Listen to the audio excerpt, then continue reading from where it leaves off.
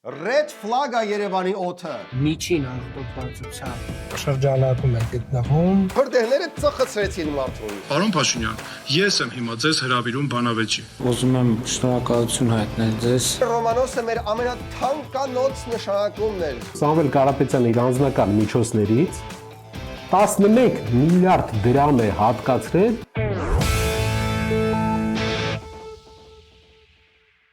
Բարև ձեզ, եթերում արտառոց պայմաններում դուրս եկող Arm Comedy-ն է, որտեվ հիշում եք են, որ բողոքում եք, որ ջուր չկա, դա լրիվ սիրելի բարեկամներ, որտեվ արդեն օդն ավարի գնում։ Անհրաժեշտությունների անհրաժեշտությունն են կորցնում բարեկամներ, դրա համար մեզ օդի պես պետք են ձեր լայքերն ու բաժանորդագրությունները, որ մի կերպ գոյատևենք։ Իսկ եթե մարդ ես, փնտրում եք արմատուրա, այդ հարցում ձեզ կօգնի մեր գլխավոր գործընկեր GTB Steel-ը։ Գերմանական տեխնոլոգիաներով արատում ձուլված հրաշք արմատուրաներ։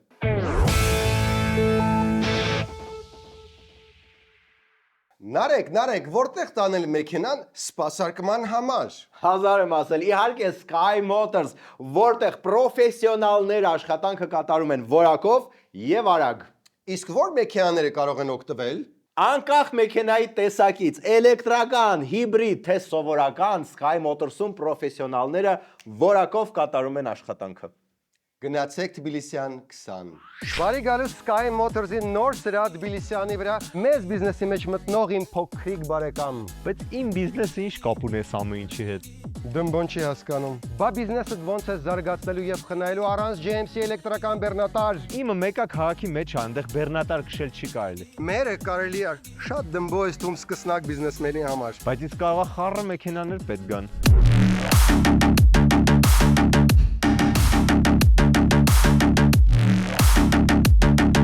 Համ էլեկտրական, համ բենզինով GMC մեքենաներ, համ Mazda եւ Suzuki, համ էլ եթե համը չհանես ու զարգանաս, մեծածախ պատվերներ կարող ես անել բոլորը մեկ տեղում։ Մենակ այս գույներն են։ Հատուկ սենց էսթետների համար ունենք լավ լուր։ Ներկելու հնարավորություն կարա լինի կապույտ, կարա լինի աչքերիդ գույնի։ Իսկ կարա լինի վարդագույն, իմը վարդերի բիզնես է։ Կարա լինի վարդագույն, վրենը գրած շնորհավոր ամաննոր եւ սուրբ ծնունդ։ Իսկ սպասարկում կա։ Էլ չգիտի ինչից կպնի։ Sky Motors, սպասարկում ու կես ձեր բիզնեսի եւ ինչու ոչ հենց ձեր բոլոր ավտոկարիքների համար։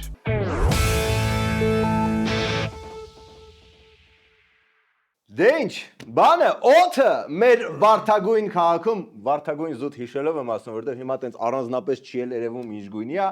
շատ հորի է օդը, սիրելի բարեկամներ։ Ու որ ասում ենք հորի, այն մեր սովորական հորին չէ,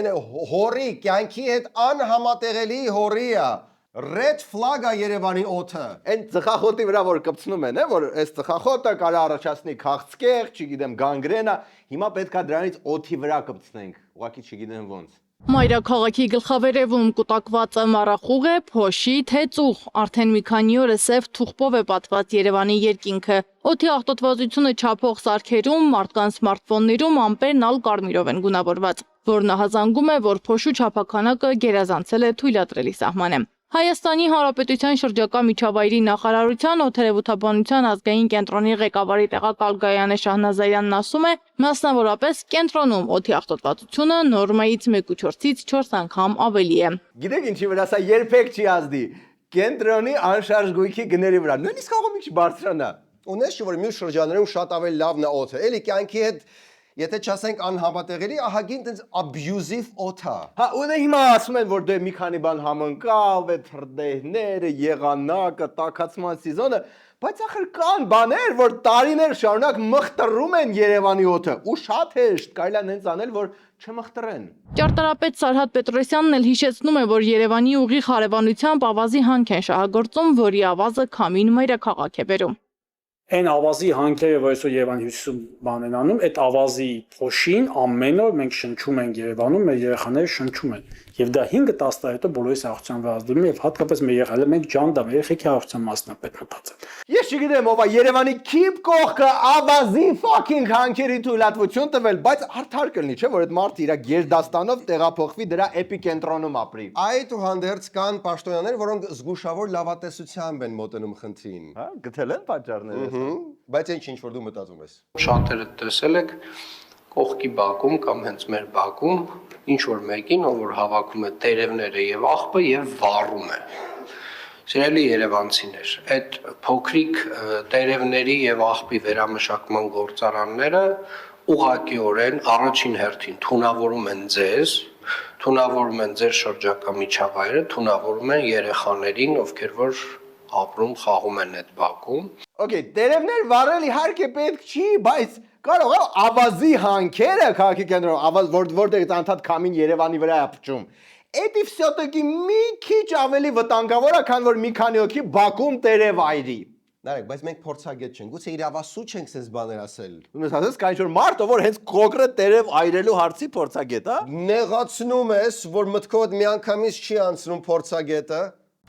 Այսօր մեր տան մոտակայքում մեկը որոշել էր իր այգու տերևները վառելու։ Արդյունքում քանի ժամ է երեխեքի հետ միասին սարսափելի հոտ ենք շնչում։ Անկամ տան ներսում PM2.5-ի ցուցանիշը ասել է 107-ի, դրսում 257-ի, 35-ից բարձր արդեն վնաս է առողջությանը։ Ու տենց հիմա տանը նստած քաս կեղացին հոտ ենք շնչում, քանի որ ինչ որ մեկը ալարել է տերևները լցնել մեշոկն ու հասնել մոտակա աղբամանը։ Ահեն, խնդիրը հասավ Դանիել Յոհաննիսյանին, էս էիք ուզում։ Արդյունքում վարչապետը ստեղծեց հատուկ աշխատանքային խումբ, հիշում եք, որ մի հատ էլ պրոբկեքի դեմ պայքարի համար էր ստեղծել ու դե էլ չկան, չէ՞, պրոբկեքը։ Չնայած, եթե օդը Երևանում այնքան վատ է լինի, որ ոչ ոք տնից դուրս չգա, պրոբկեքը չեն լինի։ Դենում ես արդեն լուծումներ ես գտնում։ Իսկ քաղաքապետը այդ ընթացքում լավատեսություն share արեց մեր հետ։ Ավտոմեքենայի մեջից տեսնում եմ օդի որակի ցուցանիշը, որը նույնիսկ որոշ դեպքերում ավելին է ցույց տալիս, քան Երևան քաղաքում։ Այս բայդրությամբ օդի որակի ցուցանիշը միջին աղտոտվածության շրջանակում է գտնվում։ Բոցը այնա, որ հենց այդ կամերան շուռ տալու պահին երևում է մեքենայից դուրս վիճակ ու տեսանելիություն չկա, ու ինքը նույնիսկ Երևանում չի, Արտաշատի կողմերն է։ Նարեկ, ուզում ես բարձր զարգացող տնտեսությամբ երկրում ապրել, պատրաստ եղի նաև, ինչպես ասում է ասացվածքը, մի փոքր քաղցկեղածին օդ շնչել։ Մենք արդեն հասել ենք Դելիի աղտոտվածության մակարդակին օդի։ Ապա Դելիում 16 միլիոն մարդ է ապրում։ Խնդրեմ, լավ չի։ Ու вообще ստեղ նախկինների մատնախառը։ Էլի։ Միշտ։ Մեր հիմնական խնդիրները, որոնք որ սկսում էին նոյեմբերից եւ մենք այս մասին խոսել ենք, արդեն իսկ սկսել են։ Օդի որակի խնդիրները Երևան քաղաքում ունեն տասնամյակների պատմություն։ Ես ինչ որ չեմ հիշում, որ Սերժի վաղտ առավոտը 7-ին դուրս գայր ու խեղդվեիր կամ Քոչարյանի վաղտ, Որովհետև դու անուղելի նախկինական ես։ Նու միջև ես վերջի դեպքերը։ Լավ, հուսով են գոնե այդ ավազի հանքերը քաղաքից 10 կիլոմետր հեռավորության վրա մյուս շաբաթվա ընթացքում ընդմիշտ կփակվեն, իսկ մենք անցնենք հաջորդ սկանդալին։ Երկրում անտառային հրդեհներ են։ Երևանի օդը ավելի տոքսիկ է, քան ձեր տանը մնացած տալը։ Վարչապետը տալիս է ճեպազրույց, այնտեղ լիքը լրագրող է հավաքված ու գուշակեք ինչի մասին են տալիս ամենաառաջի հարցը։ Եպիսկոպոսները հերթական փաստաթուղթ են հրապարակել, ստորագրել են դիմում են տարածել, ըստ որի Արշակ arczepiskopos-ի վերաբերյալ տեսանյութը ճիշտ է դուրս եկել փորձաքննության եւ ասում են Գարեգին Բ-ն առ ոչինչ է համարել իր իսկ կողմից տեսված հանձնախմբի ներկայացրած փորձաքննության արդյունքները ձեր արձագանքն։ Նախ ասեմ, որ որպես հայաստանյաց առաքելական Սուրբ եկեղեցու հետևորդ որդեական խոնարհությամբ եւ նախանձախնդրությամբ եմ ընդունել այդ հայտարարությունը։ Պրինցիպի որոշակի տրամաբանություն ստեղ տեսնում եմ, եթե մեկա բոլորս մեռնելու ենք, հիմիկվանից պետքա դասավորել երկնային կյանքի հարցերը։ Դու աթեիստ չես։ Նույնիսկ աթեիստերին է պետք պլան B, այս օդի պայմաններում։ Լավ, եկեք անդրադառնանք նաև այդ թեմային, հասկանանք ինչ ստորագրություններ, ինչ եպիսկոպոսներ ու ոնց Կճոյանը վերադարձավ մեր կյանք։ Կճոյան is back։ Օհա, Կճոյան is back ու համել շատ մտահոգված է եկեղեցում տիրող բարքերով։ Կճոյանը, Կարլ։ Իշխանական մամուլը, ապա նաև իշխող ուժի անդամները մեկը մյուսի ետևից արագորեն տարածեցին մի հայտարարության լուսանկար, որը վերագրվում է Մայրաթոռի 1 տասնյակ եպիսկոպոսներին եւ արքեպիսկոպոսներին։ Համաձայն այդ փաստաթղթի 13 բարձրաստիճան հոգեվորականներից 10-ը կաթողիկոսին անվանել են մեջբերում եմ սրբապղծության հովանավոր, կոչ անելով մյուս եպիսկոպոսներին ու հավատացյալներին միանալ Մայրաթոռ Սուրբ Էջմիածինը սրբապիղծ հոգեվորականից եւ նրա մեղքը կիսողներից մաքրելու գործին։ Եվ նրանց թվում Կճոյանը Ինչի պտի Բենտլիով շրջող եպիսկոպոսը չմտահոգվի Եկեղեցում տիրող բարոյաքեբանական վիճակով։ Այսպիսով ըստ հայտարարության հեղինակների Գարեգին II-ը անհավատարիմ է գտնվել իր վարդապետությանը եւ հետեւաբար նրա վարքագիծը անհամատեղելի է հայ եկեղեցու կանոնական իրավունքին։ Ըստ տարածված լուսանկարների այդ հոգեվորականների թվում են Նավասարդ arczepiskopos Կճոյանը, ԱՄՆ Արևմտյան թևի առաջնորդ Հովնան arczepiskopos Տերտերյանը, Կոտայքի թեմի առաջնորդ Արաքել arczepiskopos Քարամյանը, Մասյացոտ թեմի առաջնորդ Գևորգ եպիսկոպոս Սարոյանը, Արցախի թեմի առաջնորդ Վրթանես եպիսկոպոս Աբրահամյանը եւ այլք։ Կոտայքի թեմի առաջնորդն էլա դեմ ուխտադրույժ պահվածքին։ Իհարկե դեմ ախես հարցնում։ Կոտայքի թեմի առաջնորդ Արաքել եպիսկոպոս Քարամյանին, ով ըստ մամուլի տարբեր պաշտոններ զբաղեցրած Արգիշտի Քարամյանի հայրն է։ Այսինքն ձեզ համար ընդունելի է սրբության սրբոց մայրաթորը ազատագրել այն անձանցով, որոնց մասին է հուսակրոնության խախտելու վերաբերյալ տեղեկություններ կան։ Ես ասել եմ, որ մեր սրբության սրբոց մայրաթոր Սուրբ Էջմիածինը ազատագրելու գործին կարող է մասնակցել Հայաստանյա Ծառաքելական եկեղեցու ցանկացած հետևորդ,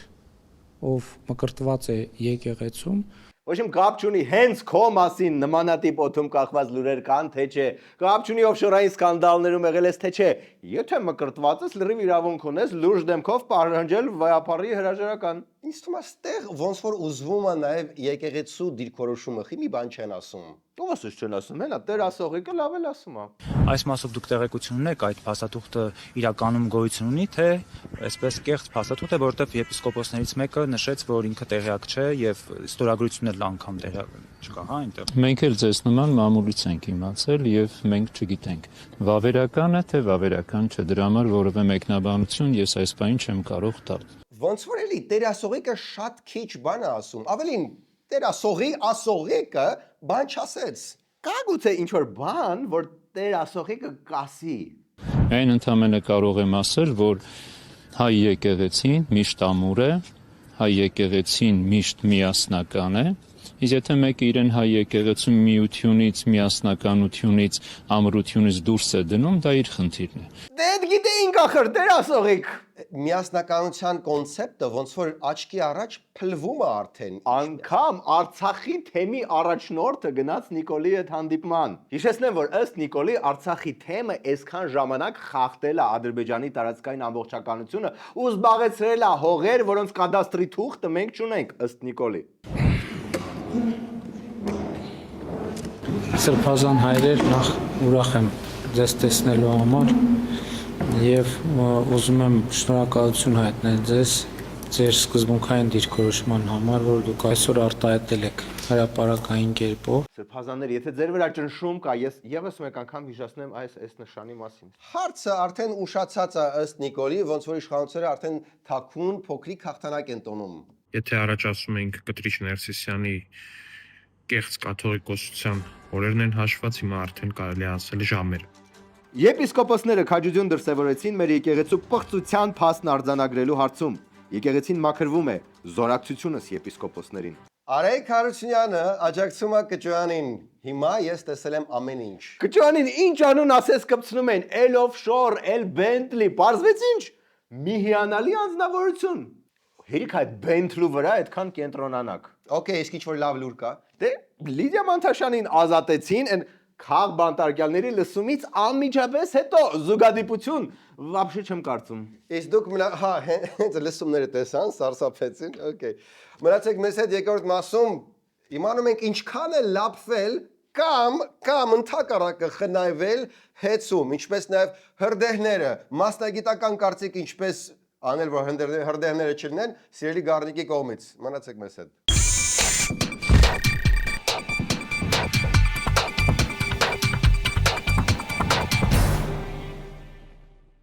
Մաուրան մեզ լայն չա ուղարկել։ Եվ այսպես Մաուրա, երբ միշտ կանգնած ես դիլեմայի առաջ, միանալ Նարեկին իր Տոմ,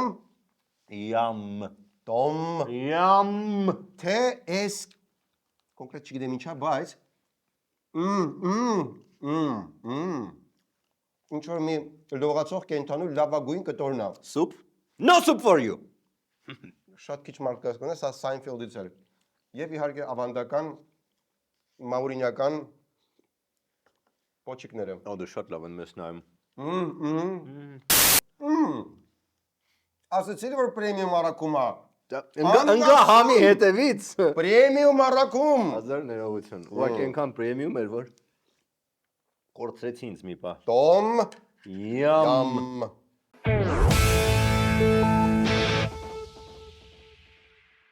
Մեր մեջ կան վարորդներ, որոնք կայանում են թեքահարթակի առաջ։ Միած հասկանանք էլի ով է առհասարակ օգտագործում թեքահարթակը։ Հաշմանդամները, մանկական սայլակով ծնողները, ծանր բեր տեղափոխող մարդիկ։ Ու մեր ապերը այդ ամեն ինչը հաշվի առնելով ասում է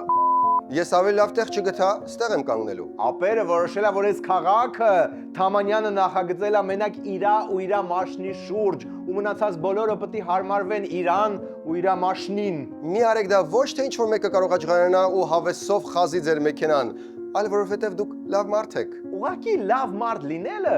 հարիֆություն չի, դոդիկություն չի, խամություն չի, հիմարություն չի, այդ ուղղակի լավ բան է։ 21-րդ դարն է վերջը։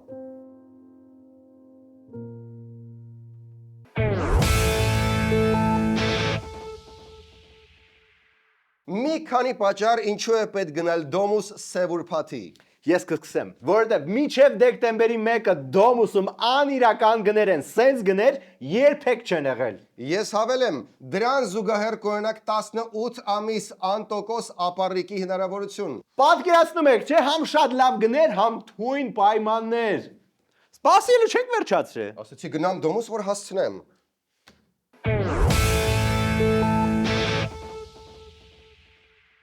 Եվ այսպես հեծը պետականացնելուց հետո պարզվեց, որ այն պետք է նաև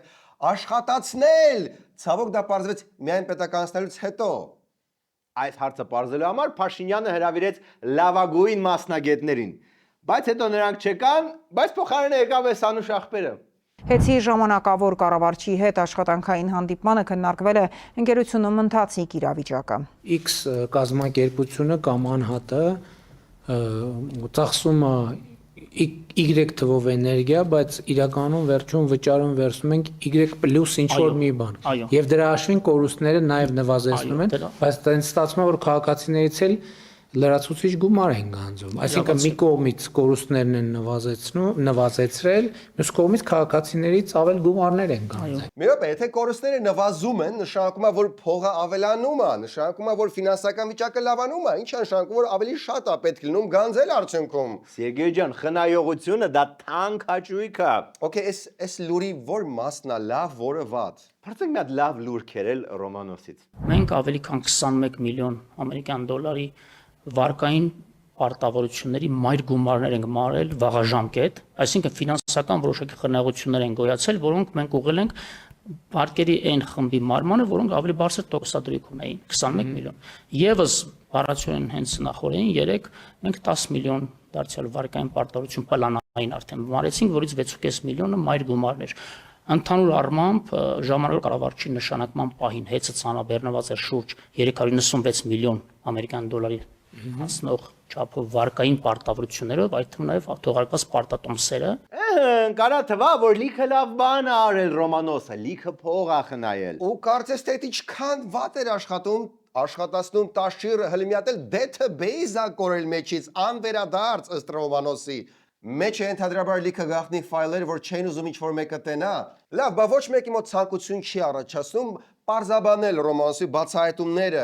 այլ ընտրանքային կարծիք տալ ես ամեն ինչին։ Ցանկություն առաջացավ ներկայացնել այլ ընտրանքային տեսակետը, իրականությունը, որպեսզի դուք բոլորդ հասկանաք, թե ինչից էին խոսում, ինչն է ճիշտ, ինչը սխալ։ Դե որ առաջացավ, ասեք։ Չնայած այս վիդեոն դժվար հայտնվի հմեկի եթերում, բայց եկեք մենք նեղ կրուգով մի հատ հասկանանք ինչա կատարվել։ Գնաց։ Վերջիններիս կամովին հրաժարվելու արդյունքում մի քանի տասնյակ միլիոն դրամի խնայողություններ ձևավորվեցին։ Առաջինը պատում են նրա մասին, որ հեծում աշխատավարձերը ցածր են ու իրենք ստանալով Սամվել Կարապետյանի կողմից աշխատավարձ պարգևավճարներից հրաժարվել են եւ հնարավորություն են ստեղծել աշխատավարձ բարձրացնել։ Հարգելի հայրենակիցներ, հեծում աշխատավարձը որոշում է հանրային ծառայությունների կարգավորող հանձնաժողովը, որը արգելում է ավելի բարձր աշխատավարձ վճարել։ Այ դա Ռոմանոսը չասեց։ Գուցե դրա համար, որ հանձնաժողովը հենց իշխանության տակ ու կստացվեր, որ սա նաև իշխանության բաց թողումն է։ ու պլյուս մի հատ էլ փոքրիկ 11 միլիարդանոց նյուանս բաց թողեց մի ամբողջ Ռոմանոս։ Հեծում վերջի տարիների ընթացքում Սամվել Կարապետյանը իր անձնական միջոցներից 11 միլիարդ դրամ է հատկացրել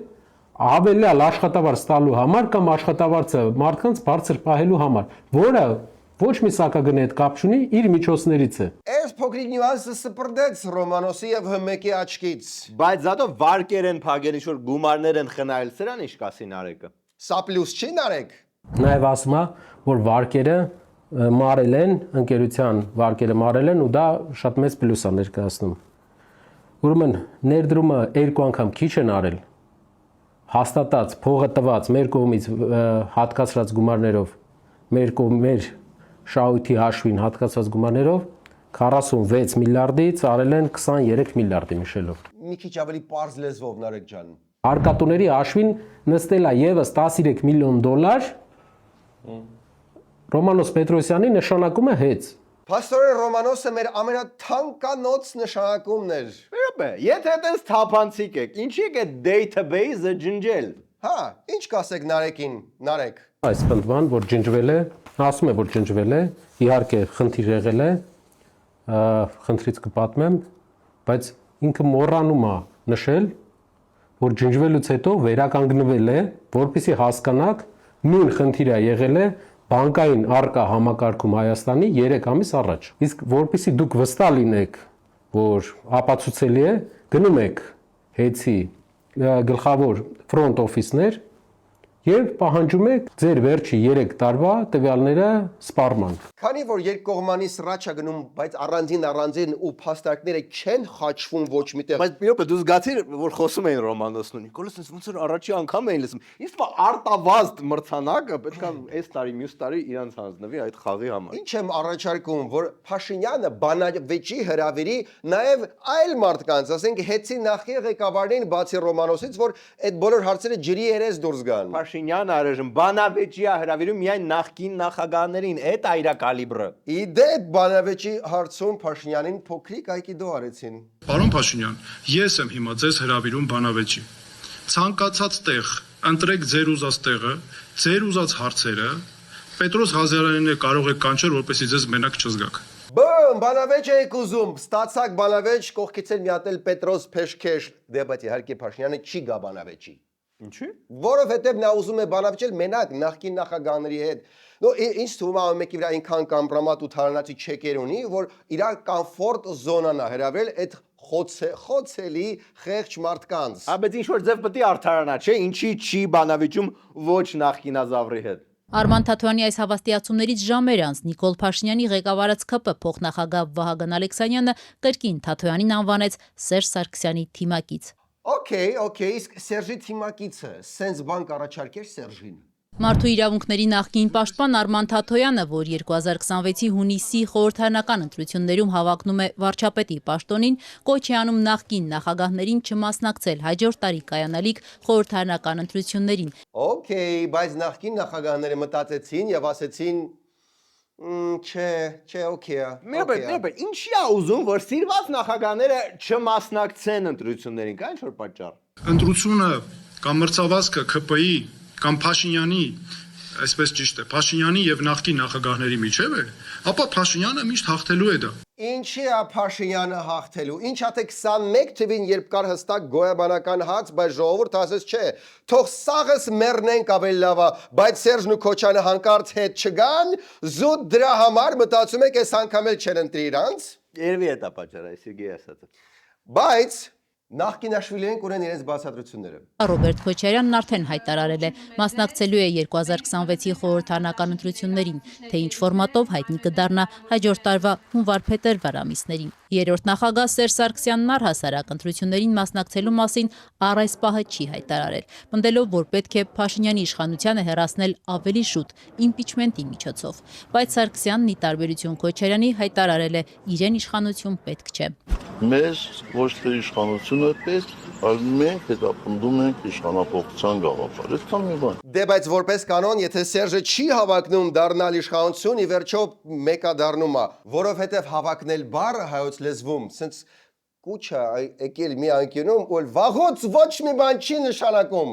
Դե բայց քեզ բացառում որ կարող է այս ընթացքում ընդդիմությունը տնային աշխատանք արելա ու սովորելա ժողովրդի հետ խոսել ժողովրդի լեզվով, ընծոցից։ Ընդդիմություն, միացուստվեք նարեկին ինչքան սխալ է նարեկը։ Ազգային ժողովում քննարկում են էլեկտրոմոբիլներ, մարդկոցներ ու Այստեղ խնդիրը այդ ակումուլյատորները այսպես ժողովրդի լեզվով ասած Ահն հիմա ժողովրդի լեզվով մի հատ բան կասի, մի հատ հասարակ հայյու ու կասի։ Այստեղ խնդիրը այդ ակումուլյատորները այսպես ժողովրդի լեզվով ասած հետագայում բնապահպանությանը չխաթարելով պարտակելու խնդիրն է։ Ընդդիմադիր падգամավորին իրոք թվում է, որ ժողովուրդը երբևէ օգտագործում է բնապահպանություն խաթարել ու պարտակել բառը մի նախադասության մեջ կամ вообще կյանքում։ Նույնիսկ Լուլուի հայացքից այրում, որ այդ բառերը ավելի շատ վախացնում են, քան հասկանալի են։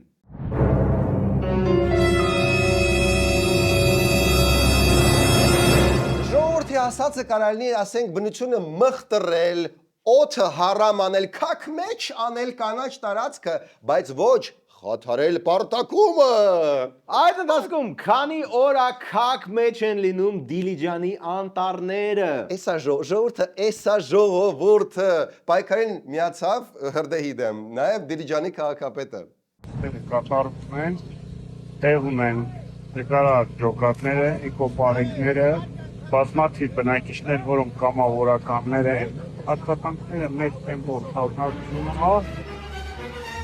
Չէ, Հրդեհի շրջանակներում քաղաքապետը Դիլիջանի մտածեց, որ վատ միտք չի մի հատ պապիրոս կպցնել այդտեղ։ Դե իրականում մեղադրելու չէ, հրդեհների ծավալը այնքան մեծ է, որ արա դե ծխացրեց էլի, հրդեհները ծխացրեցին մարդուն։ Հրդեհի շրջանակներում պայքարին միացավ նաև սիրելի Գառնիկը։ Ինքը հրդեհի կողմից միացավ թե հրշեջների։ Հրշեջները ասում։ Всякий, я просто ուղղակի առանց քուն ու դադար պայքարել են կրակի դեմ եւ որոշակի արդյունքներ առավոտվա դրությամբ կար այն տեղերը որտեղ որ ես եղել եմ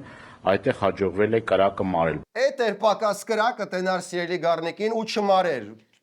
Լավ, հիմա եկեք ձեր բացասնեն նրանք, ում համար մի քիչ սյուր է, որ կրակի դեմ պայքարին մասնակցում էր падգամավոր։ Ոչ միայն մասնակցում էր, այլ նաև մասնագիտական կարծիք հայտնեց հրդեհների դեմ պայքարի հարցում, սիրելի Գառնիկը։ Անմեղության կանխավարկածը չխախտելով եւ չեմ ուզում հիմա գնահատականներ տամ, որովհետեւ շատ նախնական կլինի եւ կարող է եւ այդքան էլ օբյեկտիվ չլինի, բայց ես ունեմ հիմնավոր կասկածներ իմ մեջ հաշվի առնելով այդ իրավիճակը, ես այդ ամեն ինչը տես պատահական բռնկված կրակ չեմ կարող համարել։ Դե մի անգամից ասեք, որ Նիկոլն ապաժար տվել, ինչ եք այդքան հերվից սկսում։ Իսկ մասնագիտական առաջարկ ունենք ռեժիմին, որ սենց հրդեհներ էլ չլինեն։ Մենք ինչ ենք ասում, մենք ասում ենք իշխանությունները հետևյալն ենք ասում։ Այդ խամատապալ ծառերը որ կա, 4 ծառերը որ կա, դա պետք է տրամադրեն գյուղացիներին 8 խորանարդ Տրամադրեք այդ քամատապալ ծառերը գյուղացիներին թող մի բանն էլ Գառնիկի սրտով ելնի չեք տենում, որ ակնհայտորեն ամենաշատն է հասկանում հրդեհներից ու անտառներից։ Զգում ես ինչքան ժողովրդական լեզվով է խոսում, այ ինքը ու մեկ էլ իր այն մյուս կուսակից ընկերը։ Այստեղ խնդիրը այդ ակումուլյատորները այսպես ժողովրդի լեզվով ասած հետագայում բնապահպանությանը չխաթարելով պարտակելու խնդիրն է։ Դե եկեք խմենք ժողովրդի ասած բնապահպանության չխաթարման եւ ոնց էր ասում ես անտեր ժողովուրդը պարտակելու հարցի համար, որ ասես բոլորս ժողովրդի ծոցը զգանք նենց, ոնց որ մեր սիրելի Թադևոսը։ Եվ ինչպես ասում էր մեր նախագահ, նախքին բաժանորդագրվեք, լայքեք ու զանգակնեք արեք սեղմեք։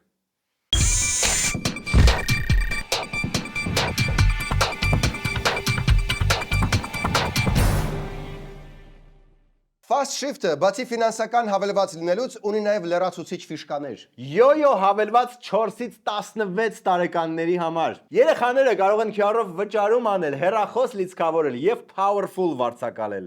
Իդեպ արդեն Fast Shift-ում կարելի է առանց նույնականացում անցնելու վարձակալել powerful։ Ինչպես նաև կա տոմսերի հարթակ, որտեղ կարող եք ձեր ցանկացած միջոցառումների տոմսերը գտնել։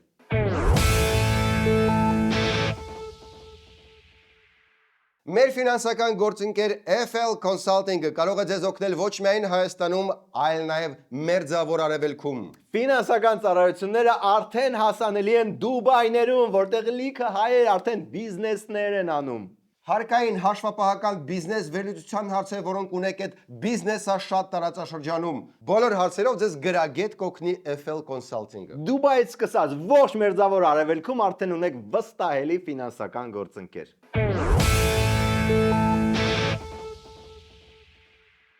Այսքանն էր այսօրվա Arm Comedy-ն։ Վերջում դիտեք օրվա վիդեոբոցը։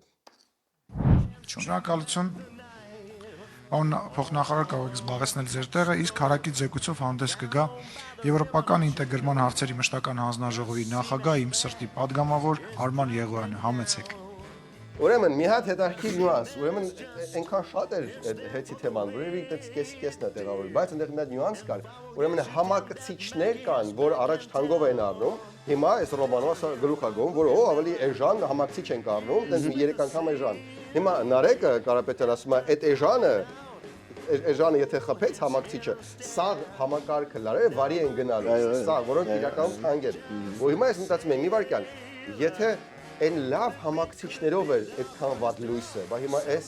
էժան համակցիչներով ինչքան շատ արնելու վարի գնալու։ Ու ոնց են դա համադրում այն իրանց լոգիկայի հետ, որ դե պետք է ավելի թանկ ավտոներ առնենք բանավատի համար, որտեղ այն էժանները շուշուտ են ցանում։ Շուշվելու բաններ, շուշվելու։ Աջակցեք մեր հաղորդմանը, միացեք Arm Comedy Patreon-ին եւ ձեր հիպերտոնիկ բարեկամների առողջությունը կտրուկ կլավանա։ Կամ կվատանա, նայած ոնց եք ուզում։